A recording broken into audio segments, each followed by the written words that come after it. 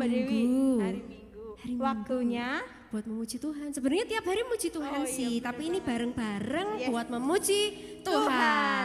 Adik-adik yang di rumah nih pastinya udah pada mandi Mbak Dewi. Oh iya, kamu udah mandi? Sudah dong. Mantap, aku juga udah mandi karena aku siap buat memuji Tuhan. Yes, bener banget. Yuk sebelum memuji Tuhan, kita mau berdoa dulu. Yes. Yuk teman-teman semuanya duduk dulu, kita mau berdoa bersama-sama.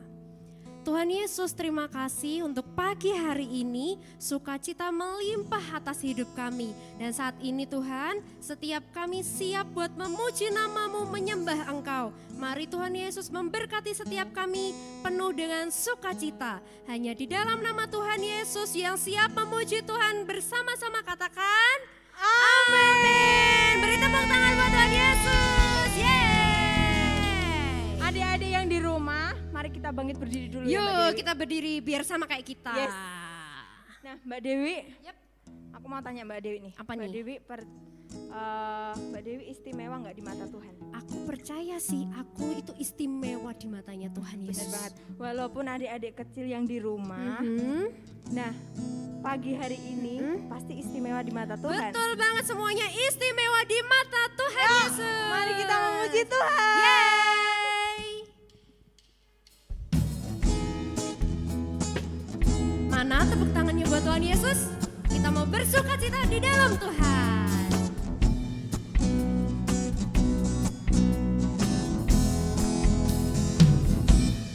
Ya boleh Katakan ku tak berarti, dunia boleh katakan ku bukan siapa-siapa. Karena siapa Mbak Dewi? Tapi ku hanya dengar apa kata Yesus. Dia katakan ku istimewa, ku istimewa. Karena aku miliknya, ku istimewa. Berharga di matanya, ku istimewa. Yesus mengasihiku, Dia lahir dalam hatiku dan jadikanku istimewa.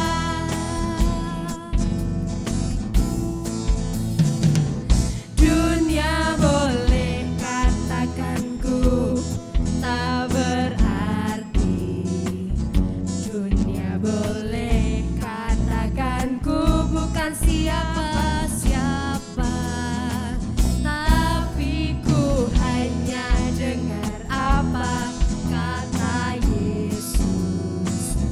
Dia katakan ku istimewa, ku istimewa. Karena apa? Karena aku miliknya, ku istimewa.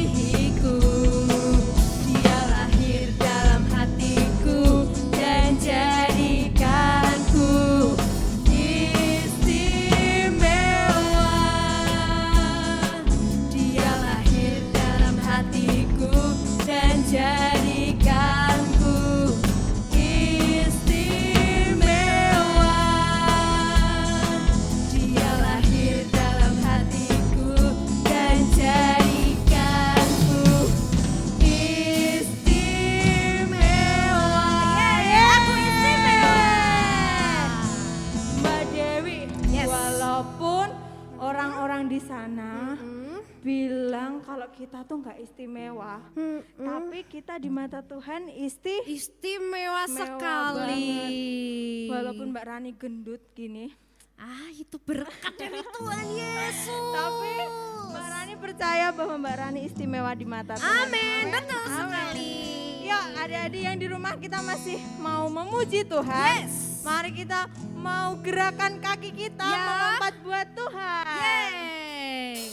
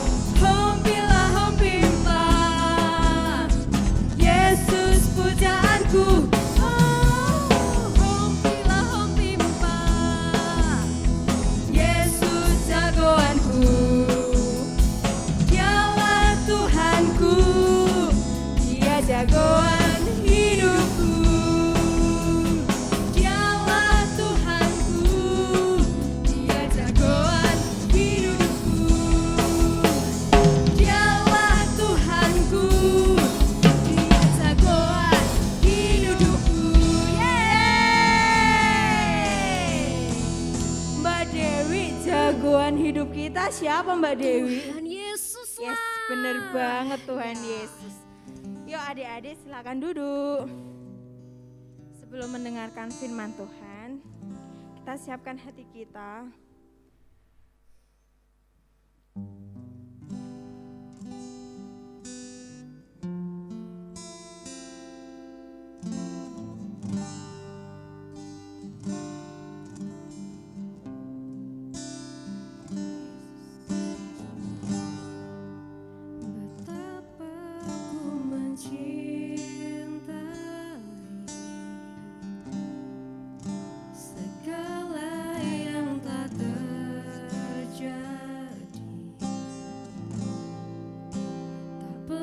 Sendiri jalani hidup ini, selalu menyertai.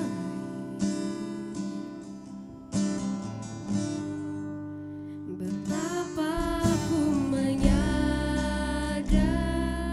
di dalam hidupku ini selalu memberi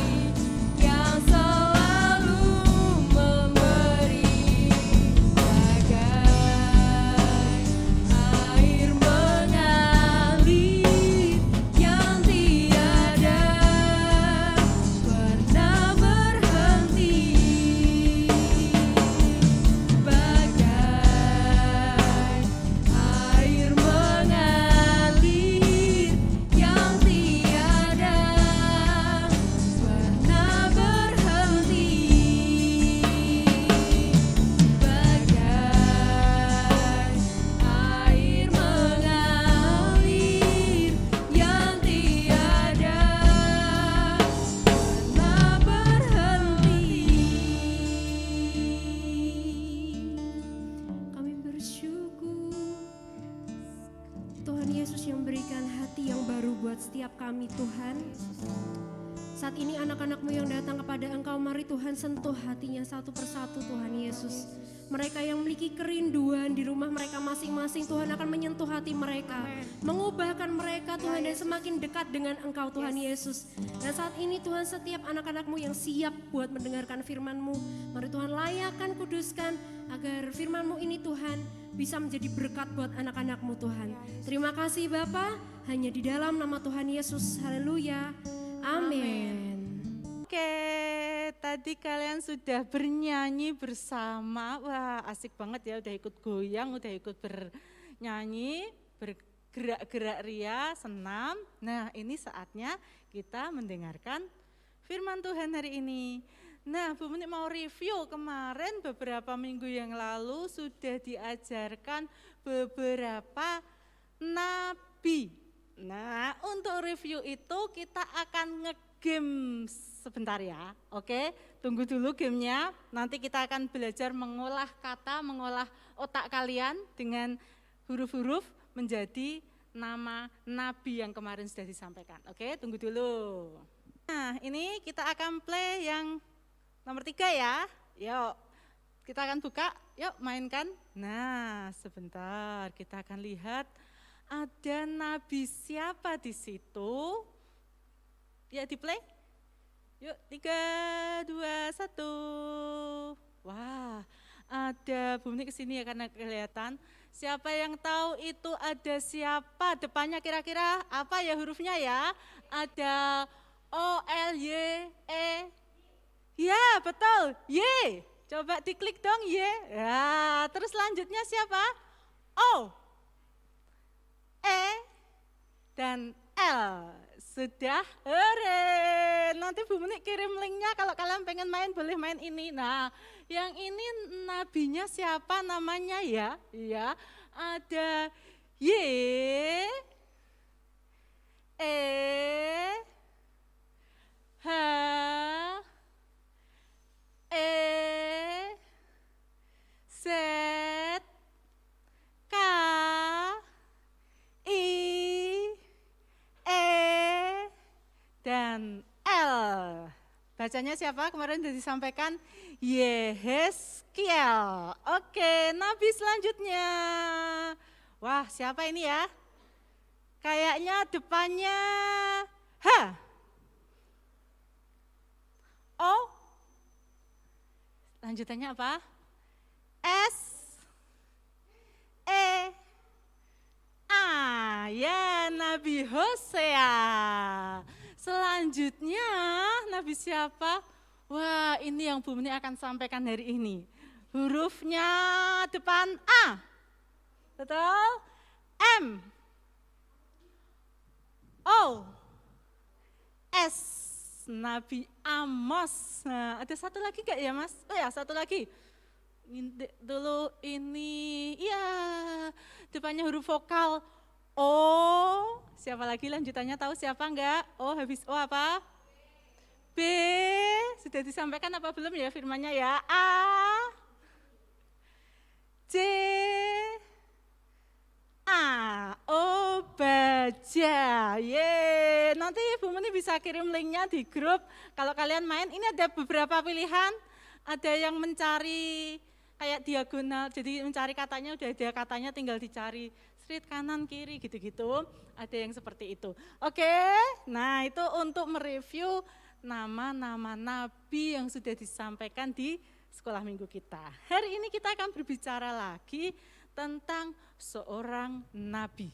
Nabi siapa? Tadi yang keempat Bu Menik sampaikan tadi di gamenya kita tadi, yaitu Nabi Amos. Ada yang sini namanya Amos?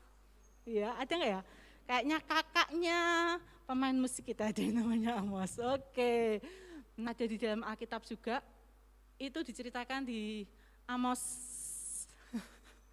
Amos 1 sampai 9. Nanti kalian bisa lihat pasal 1 sampai dengan 9 Amos diceritakan situ. Nah, usut punya usut, ternyata Amos itu bukan seorang nabi yang memang dia belajar kenabian. Nah, slide-nya nanti bisa ditayangkan Mas.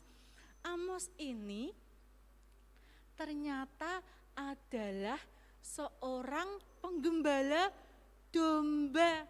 Nah, dia berasal dari Takea Yehuda, dia dari Yehuda, tapi diperintahkan Tuhan untuk menyampaikan nubuat di Israel.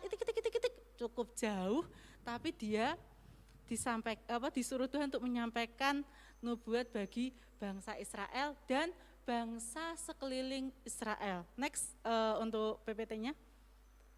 Nah, tadi di sekeliling Israel tadi ya, karena apa? Orang-orang di sekitar situ, di sekitar bangsa itu mereka berlaku kejam untuk kayak penjajahan gitu loh. Untuk menguasai sebuah bangsa, tadi ada bangsa sekitarnya Israel tadi, mereka pengen menguasai bangsa-bangsa itu, jadi mereka sangat kejam. Nah, ternyata yang dinubuatkan enggak cuma bangsa sekitarnya Israel saja, tapi bangsa Yehuda juga. Bangsa Yehuda juga diperingatkan oleh Tuhan akan dihukum kalau mereka juga tidak taat. Nah, untuk bangsa Israelnya ada di slide-nya situ juga. Bangsa Israel juga akan dihukum. Karena apa ya? Nah, karena bangsa Israel itu tidak berlaku belas kasihan. Mereka saat itu bangsa Israel kaya, perekonomiannya kaya, terus politiknya dan lain sebagainya sudah maju. Tetapi yang kaya itu adalah pemerintahnya dan orang-orang petinggi di atasnya. Yang di rakyat di bawahnya mereka tersiksa. Next untuk gambarnya. Nah, orang-orang ya bangsa Israel itu menyiksa para kaum bawah, rakyat-rakyat miskin untuk bekerja sedemikian rupa sehingga mereka tidak memiliki keadilan lagi. Rakyatnya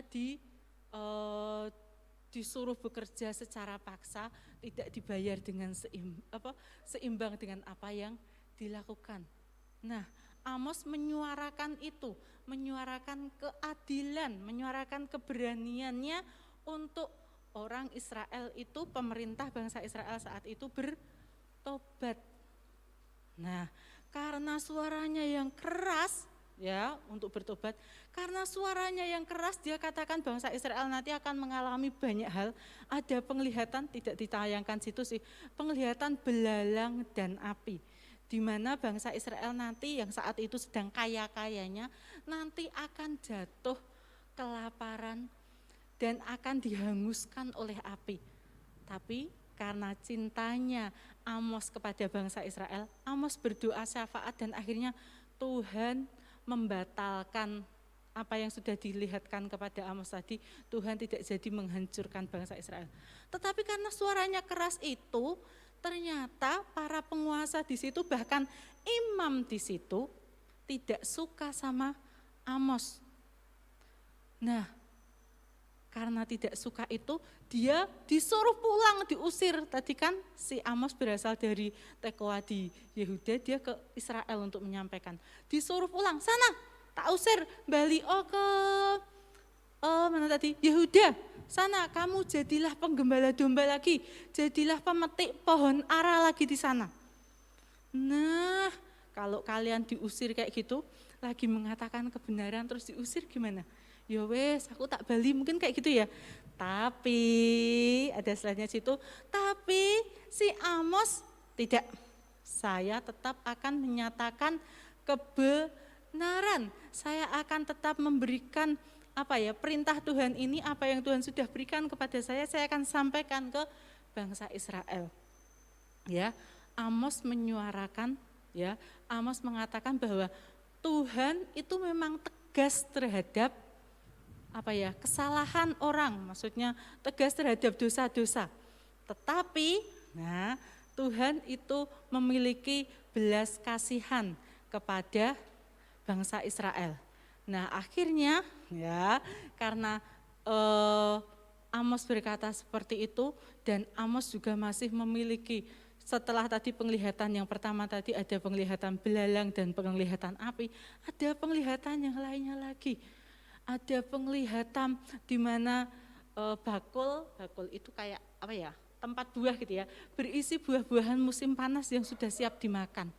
Itu artinya bahwa Tuhan itu sudah siap loh untuk menghancurkan bangsa Israel. Amos katakan itu kepada bangsa Israel. Wah, ngeri ya, mungkin semua orang menjadi takut. Dan kenapa mereka tidak suka sama Amos? Karena yang dikatakan Amos adalah sesuatu yang buruk kepada bangsa Israel, tetapi itu adalah perkataan dari Tuhan. Amos juga memberitakan penglihatannya, yaitu ada tali sipat. Tali sipat itu tali yang biasanya digunakan oleh pengukur tukang kayu, tukang membuat bangunan gitu, untuk melihat lurus atau tidaknya sebuah bangunan. Nah, dari tali sifat itu bisa dilihat bahwa hatinya bangsa Israel sudah tidak lurus lagi kepada Tuhan. Mereka tadi berbuat tidak adil kepada orang-orang miskin. Mereka selalu menindas orang miskin. Nah, selain itu, kenapa tidak lurusnya? Mereka bangsa Israel ada yang sudah menyembah berhala, ada yang mereka tetap memberikan korban kepada Tuhan, tetapi hatinya tidak sungguh-sungguh. Nah, dari sini kita belajar dari Amos.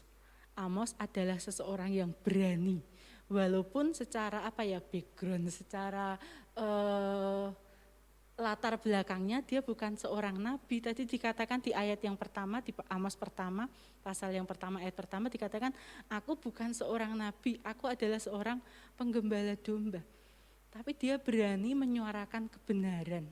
Karena dia yakin dan percaya kalau Tuhan yang sudah memerintahkan kepada dia, maka Tuhan yang akan menyertai. Nah, Amos tadi berani walaupun aku bukan nabi. Kalau zaman sekarang, aku bukan polisi, kenapa aku menyuarakan kebenaran? Ini tugas kita anak-anak, adik-adik. Ketika kalian melihat ada teman kalian kok diperlakukan tidak adil sama temennya. Misalkan mainan jilumpet. Ada yang pura-pura tutup mata padahal enggak tutup mata. Kalian tahu, kalian diem aja, mungkin malah ada satu orang yang disiksa terus, disuruh jadi terus. Nah, kalian ikut diem aja malah ikut-ikutan. Nah, itu dari hal yang sepele kita tidak seperti Amos. Amos berani menyuarakan sebuah kebenaran. Amos berani menyuarakan keadilan.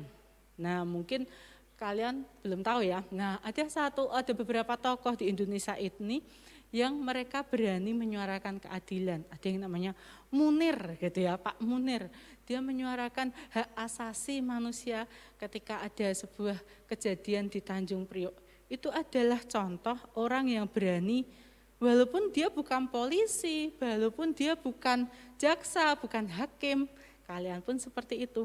Ketika kita tahu itu sebuah kebenaran, kita harus berani mengatakannya. Aku kan bukan nabi, Bu, Mbak. Aku kan masih anak kecil gitu ya. Belajar untuk kita berkata jujur, belajar untuk kita berkata yang benar. Kalau kita tahu sebuah kebenaran, kita harus berani mengungkapkannya. Nah, anak-anak juga belajar berlaku adil, tidak semena-mena. Mungkin kalian sebagai seorang kakak, biasanya kalau kakak senengannya ngerjain adiknya. Nah, jangan seperti itu. Kalau kalian nanti terbiasa seperti itu sampai gede, waduh, jangan-jangan sampai sama seperti bangsa Israel tadi yang karena mereka sudah kaya, ternyata kekayaannya didapat dari situ. Sukanya menekan orang-orang di bawahnya supaya memberikan semuanya itu kepada dia. Jadi orang yang congkak, jadi orang yang serakah. Nah, jadilah seperti Amos yang berani menyuarakan kebenaran dan keadilan. Oke anak-anak, nah, hari ini kita belajar tentang seorang nabi yang hebat, yang berani. Sama seperti nabi-nabi yang lalu juga mereka hebat dan berani, Amos juga. Kalian pun bisa menjadi anak-anak yang berani menyuarakan kebenaran, berani menyuarakan keadilan. Terima kasih, Tuhan Yesus memberkati. Nah, kita akan berdoa. Mari lipat tangan, tutup mata. Tuhan Yesus, kami bersyukur Tuhan mengingatkan kami Tuhan. Sekalipun kami kecil, sekalipun kami hanya seorang anak, Tuhan tahu, Tuhan memberikan kami hati nurani yang murni. Ketika kami tahu sebuah kebenaran, berikan kami kekuatan untuk kami berani menyuarakannya Tuhan. Sehingga kami bisa menjadi terang, sehingga kami bisa menjadi anak yang bisa menjadi berkat bagi sekeliling kami Tuhan. Terima kasih, ya di dalam nama Tuhan Yesus, amin. Oke, tadi sudah memuji Tuhan. Tadi juga sudah dengar firman Tuhan. Bagian kita melakukan firman Tuhan setiap hari. Gak cuma baca Alkitab itu di hari Minggu aja. Berarti bisa hari Senin, Selasa, Rabu, Kamis, Jumat, Sabtu, Minggu lagi. Ya kan kita harus baca Alkitab terus. Gak ketung 1-2 ayat ya Mbak ya. Kan belajar dari segitu. Lah setahun 1 pasal tok gak apa-apa. Yang penting kan semangat buat baca Alkitab dan doa tiap hari. Nah, oke, kita mau ibadah lagi minggu depan. Jadi tetap ibadah, tetap bersukacita dalam Tuhan, dan kamu juga harus persiapan Mbak Rani. Bener banget Mbak Walaupun Dewi. kita nggak tugas di sini, tapi guru-guru juga ikut ibadah. Kita juga harus semangat buat muji Tuhan dong. Iya dong. Oke, minggu depan kita ibadah lagi Jam 9. di mana Mbak Rani? YouTube-nya siapa? YouTube channel GBI Bukit. Hermo. Dicari aja di situ. Oke, jangan lupa kasih like dong. Like juga biar jempolnya banyak gitu. Nonton kasih like juga. Jangan cuma video yang lainnya. Video kita buat muji Tuhan juga kasih like. Oke, see you next week. God bless you. Tuhan Yesus memberkati.